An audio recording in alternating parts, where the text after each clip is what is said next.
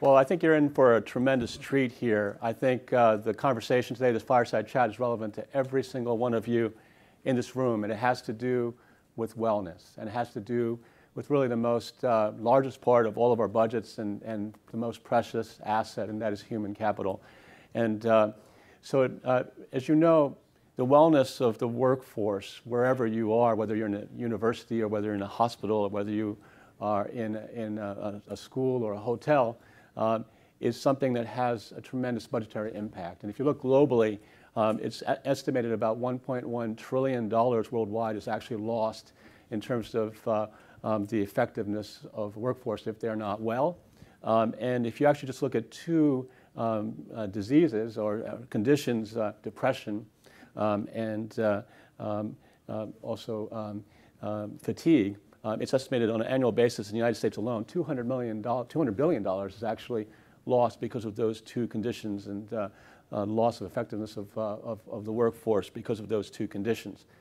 And so that's part of the equation. The other part of the equation that's really exciting is that there's going to be a tremendous change in the built environment, whether you're looking at college campuses or hospitals or academic buildings. There's a tremendous renovation that's going on in the next decade or so. And we've talked about that earlier in the Council of Competitiveness. And so to my left, you have Paul Scialla here, who is the founder and CEO of Delos, and he's truly a visionary. And if you actually look up what impact he's had, he has over 2 billion impressions on social media, and he was featured on the Clinton Global Initiative network, and what he's doing is truly remarkable. So, Paul, tell us a little bit about your journey to this place and what your company does. Absolutely. Pleasure to be here.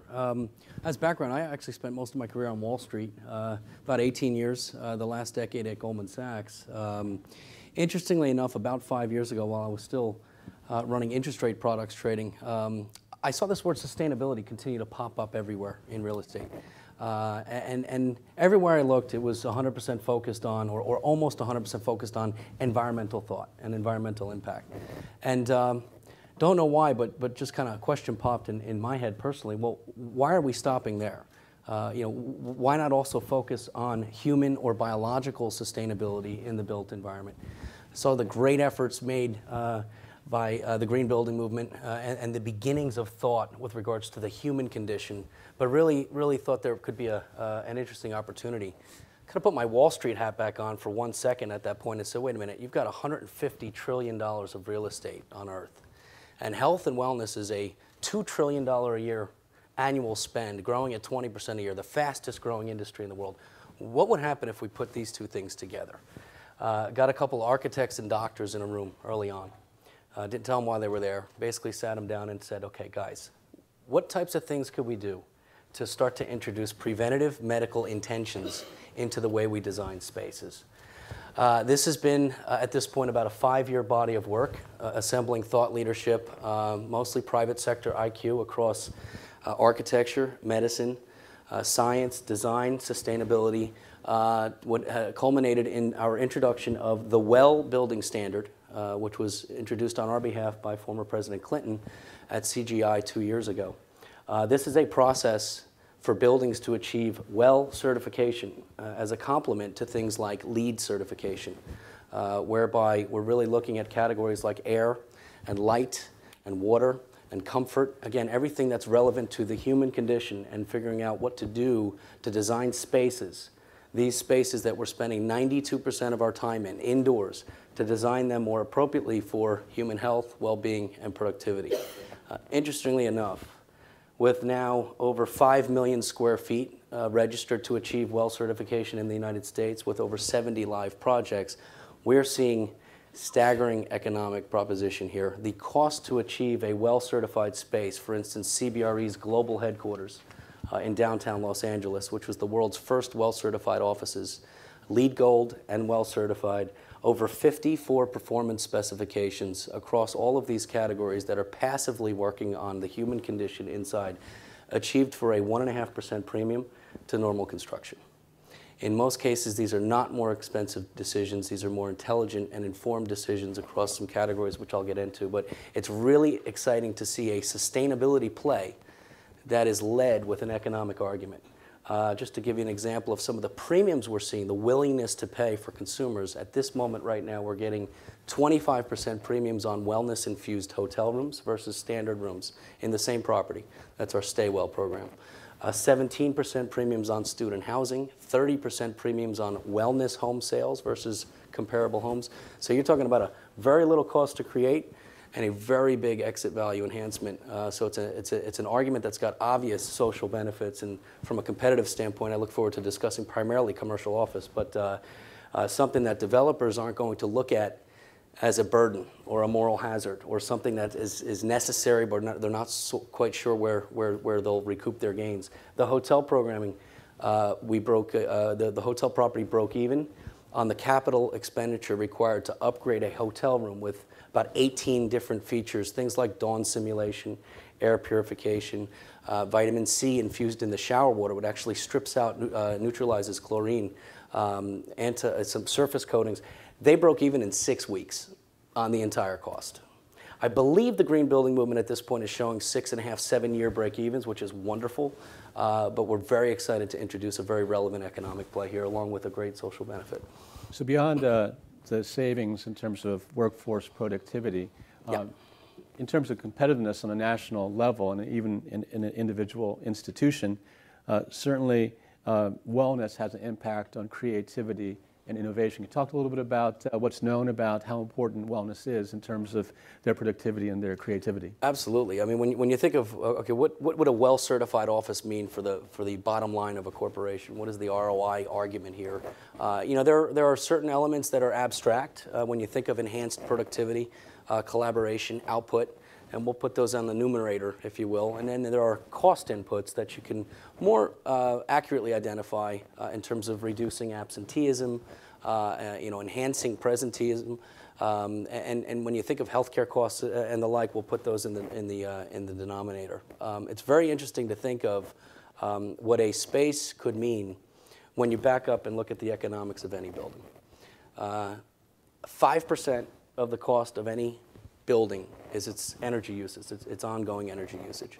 86% of the cost of any building are the people inside of it. So again, consider what moving the dial in energy consumption could do for that 5% cost input.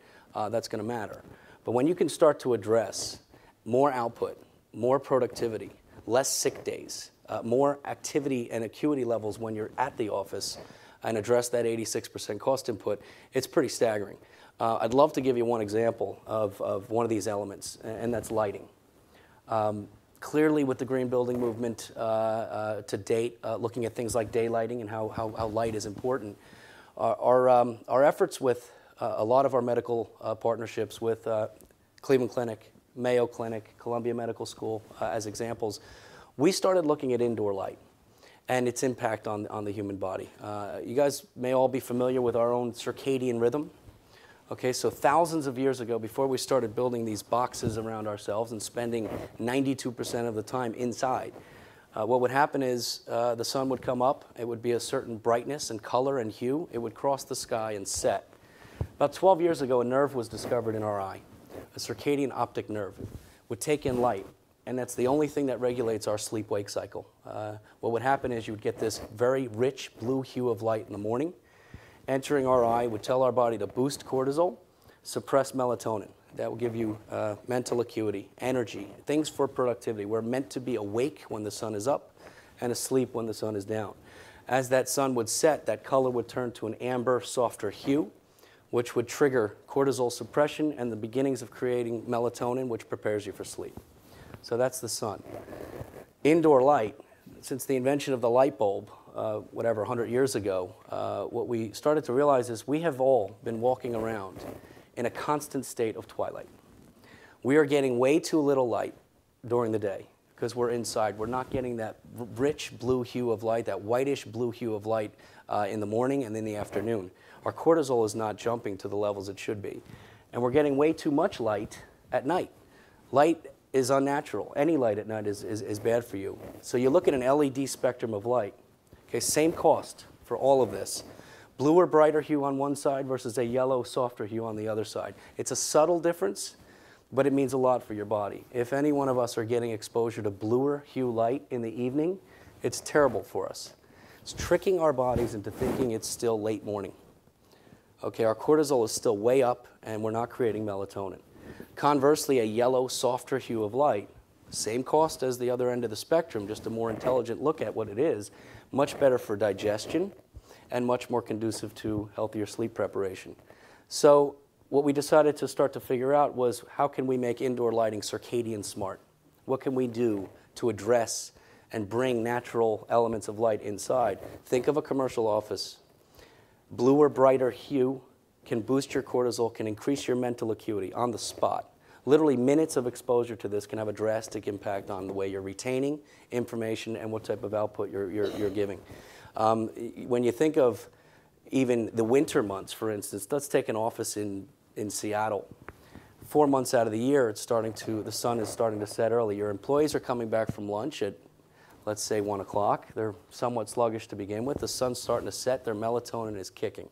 Their cortisol is not very high. You're losing a lot of productivity for the last 4 hours of those days.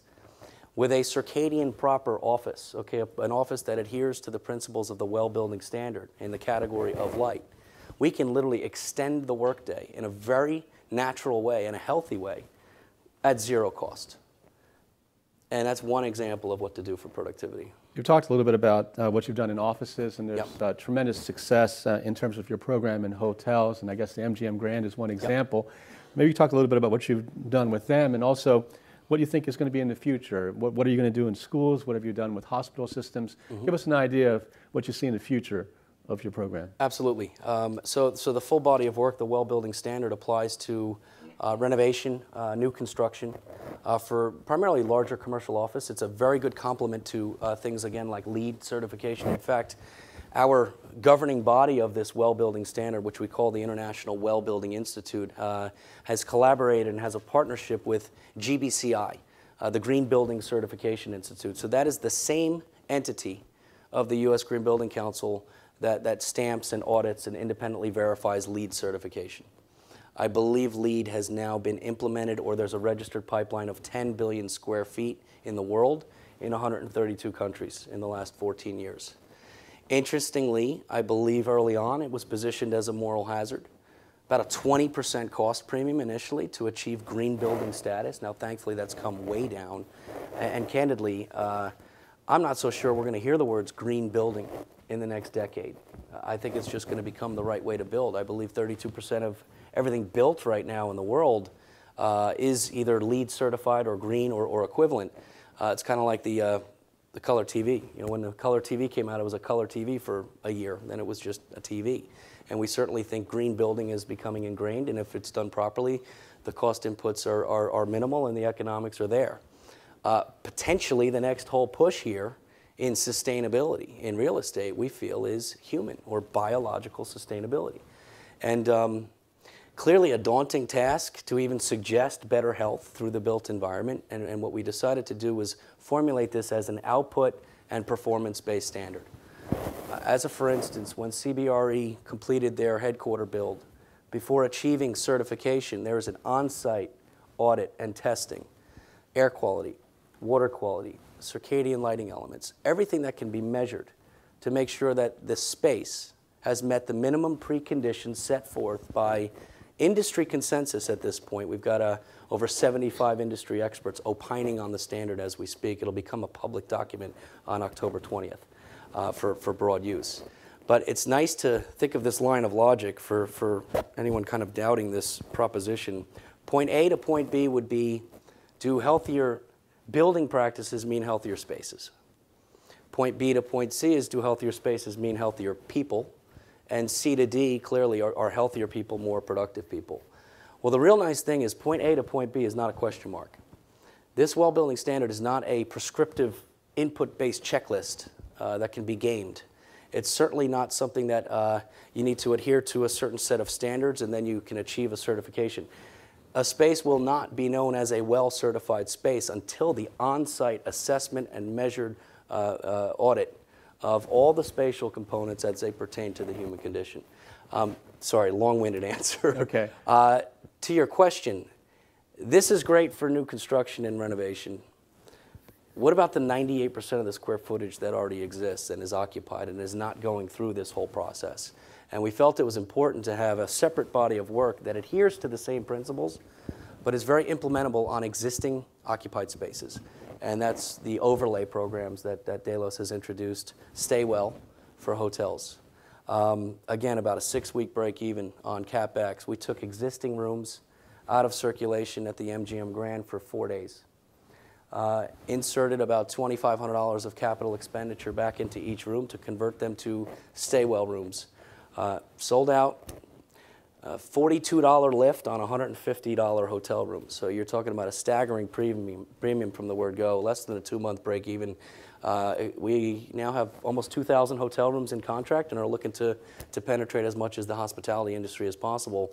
Operators love this. It's a lift in ADR, but it's also a brand new category of room. Give us an idea beyond the light. You talked a lot about the wavelength of light and the blue hue and all that. I was excited. I'm an immunologist here. Yes. I'm sure there's some impact on the number of lymphocytes that are in those individuals. Absolutely. But you know, in terms of beyond light, you talked about air. You talked there's a material component. What you're putting into these rooms. What sorts of things are you doing in these rooms? Yeah, I mean, obviously we've all recognized air purification and water purification, and there's certainly elements that we can contribute to purifying the air, but there's also a lot of attention paid to the materials and the inputs of the mattresses, for instance. You know, we looked at we looked at as many mattress companies as we could find. As we've started to run this through our network, we had manufacturers calling us.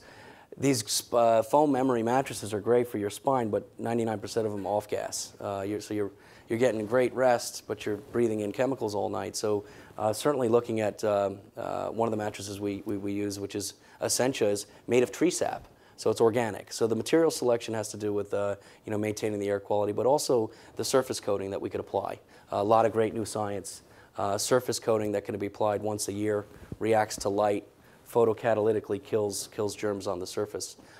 Things like dawn simulation. It's a terrible way to wake up to a loud alarm clock. It's not that expensive to give the option of dawn simulation to a guest or even a renter. What's really exciting, though, is also the content. If a guest checks into a stay well room, for instance, the first thing they can do is pull up their jet lag therapy app and say, I just landed from Hong Kong at 4:30 p.m. Within minutes, a prescription comes back through the phone from a doctor at the Cleveland Clinic telling the guest to walk into the bathroom, stand in front of that bluer, richer hue light in the bathroom for 2.5 minutes. Hydrate every 15 minutes after that, and your jet lag should be meaningfully reduced or gone.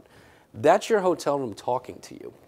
That's different than square footage, and that's what gets exciting when we can turn real estate into more of an experience that's relevant to people.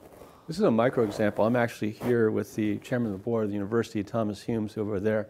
And in a large research university such as ours, we, on a regular basis, renovate or build new buildings, dormitories, hospital towers.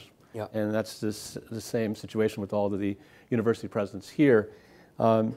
As we approach these building projects or renovation projects, for example, a new renovation of a dormitory, what advice would you give us, a president and a chairman of the board, in terms of balancing the decision about the cost of renovation, which is a little bit higher, and the ROI of wellness of mind? What process would you recommend? Because this is really a sea change. It's an opportunity. Sure. How would you advise us? Yeah, I think it's a great question. I think when you think of the benefits, it's really twofold. One is just the sheer economics. If folks are willing to pay more for vitamin water versus water, and if millennials have been, for instance, grown up seeing every consumer product out there being infused with some element of wellness or intention, well, why not real estate? Why not the largest asset class there is? So there is an immediate commercial angle, but more importantly and more relevant to this incredible conference is what the impact is. And when you think of the social benefits here of introducing preventative medical intentions in a passive manner, okay, into the very spaces that we're occupying, it's very exciting. A lot of the doctors that we speak with say, look, the biggest challenge is not finding solutions, it's getting people to change their behavior.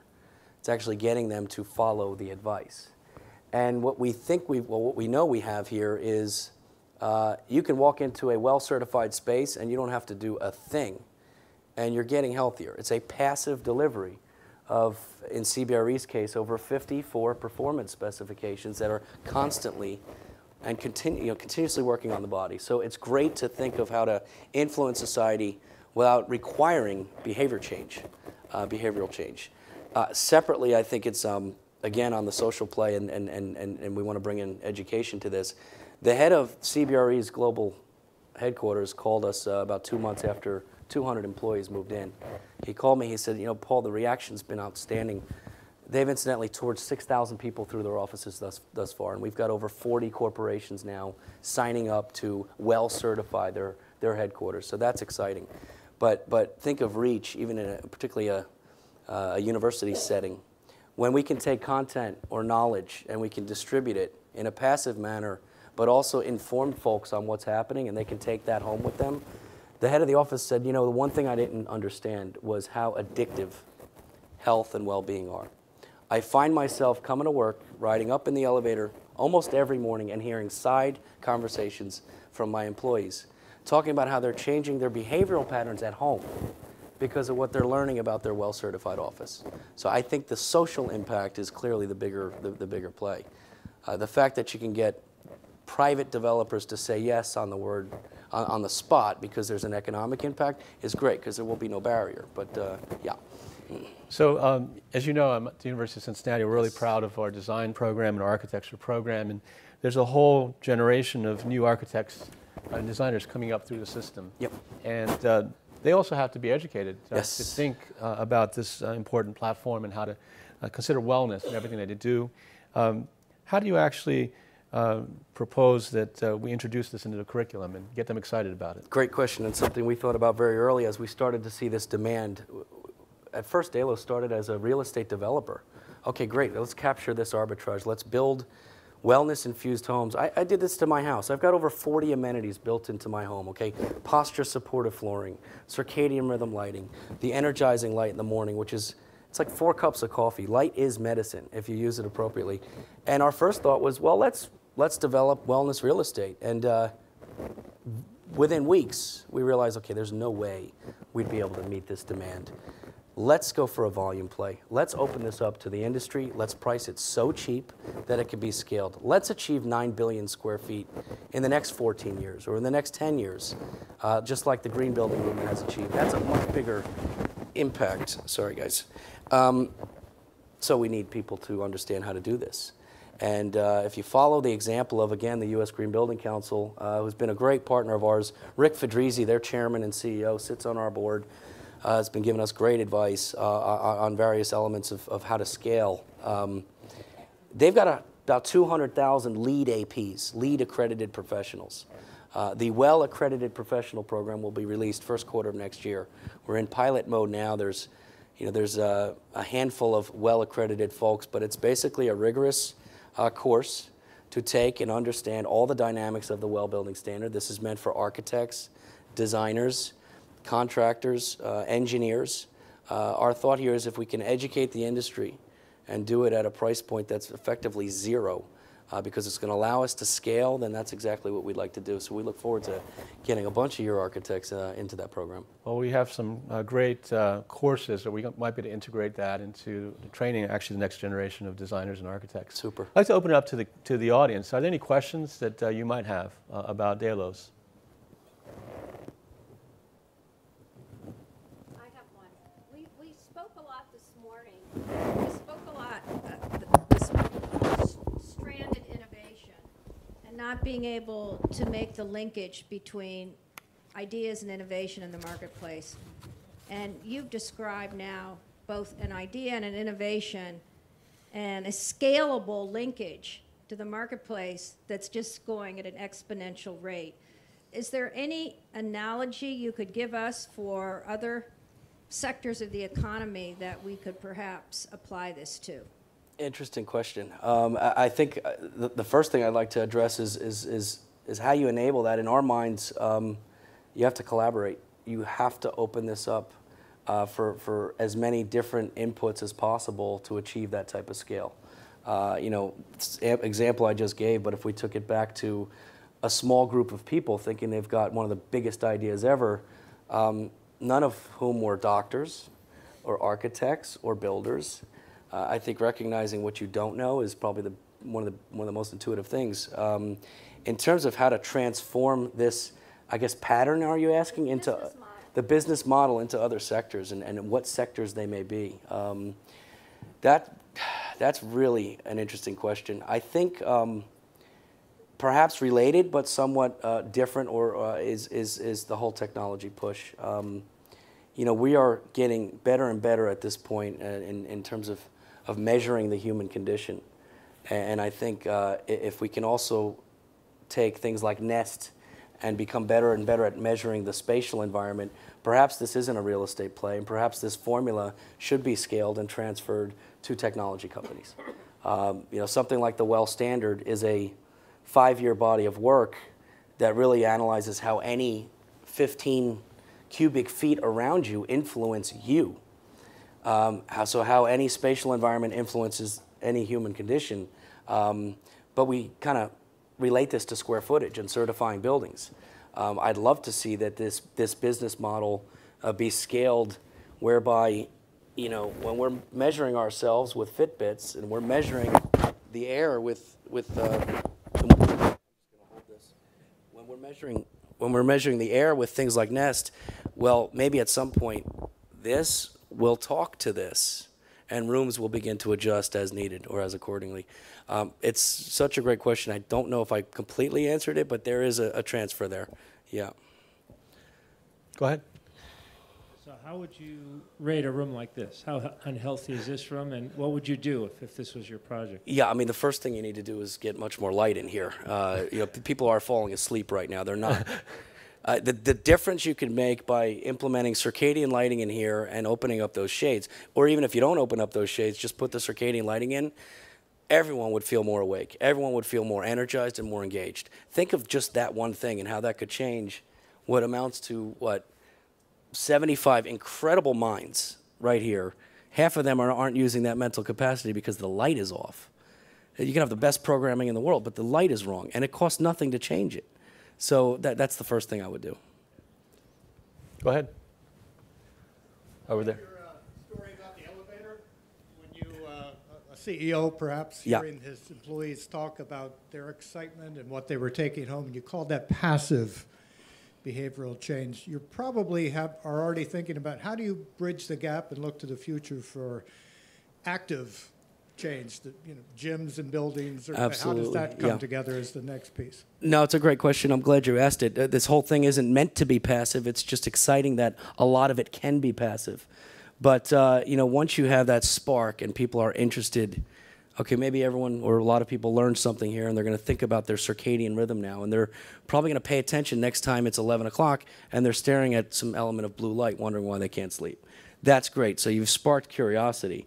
Then it's about giving them content and programming and access to be active with that new knowledge and that desire. And, the programming elements, they're everywhere. CBRE can access within a 5-mile radius yoga instructors, folks that can give them nutrition counseling. I think the first thing is just to give people spark to want to strive. And once you've done that, you can get into that more difficult active behavioral change component. Paula, there's actually a time issue here. I just want to, first of all, thank you for being a visionary and sharing your vision for the next generation of sustainability. And I just want to ask you to close with a comment. Everything you've talked about thus far has been 4 walls and a roof. Mm-hmm. Do you envision a time where it'll be even beyond that? There'll be a sustainable village or city or something like that? Yeah, it's interesting. There's a project in Los Angeles right now. It's about 2 million square feet in downtown LA. It's an entire city block, mixed-use, commercial office, retail, and a hotel. That will become the first well-certified block in the world. Clearly now you start to think of community development and a well-building standard for communities. And it just gets so exciting. And perhaps the University of Cincinnati will become the first Let's wellness do it. university. Let's do it. Let's do it. Thank you very much. Thank you.